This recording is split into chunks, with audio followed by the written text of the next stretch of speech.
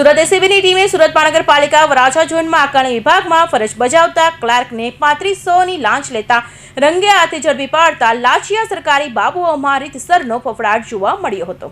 સુરત શહેરમાં anti corruption બ્યુરોએ સફળ trap ગોઠવી સુરત મહાનગરપાલિકાના વરાછા ઝોન આકારણી વિભાગના ક્લાર્ક રાકેશકુમાર ચંદુભાઈ શ્રીમાળીને 3500ની લાંચ લેતા રંગે હાથે ઝડપી પાડ્યા હતા।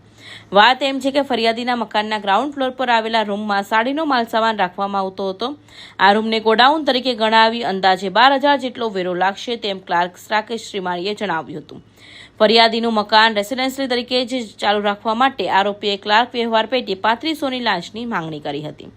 ફરિયાદી લાંચ આપવા ઈચ્છતા ન હોવાથી તેમણે એસીબીનો સંપર્ક કરી ફરિયાદ નોંધાવી હતી। ફરિયાદીના આધારે એસીબીએ છટકાનું આયોજન કર્યું હતું। ટ્રેપ દરમિયાન આરોપીએ ફરિયાદી સાથે હેતુલક્ષી વાતચીત કરી લાંચની રકમની માંગણી કરી હતી અને વરાછા ઝોન ઓફિસની બાજુમાં હરદેવ સમોસા તેમજ ગોયલ સેલ્સ પોઈન્ટ નામની મોબાઈલની દુકાન સામે ફૂટપાથ પર જ લાંચના 3500 સ્વીકારતા એસીબીની ટીમે ક્લાર્ક રાકેશ શ્રીમાળીને રંગે હાથે ઝડપી પાડ્યો હતો।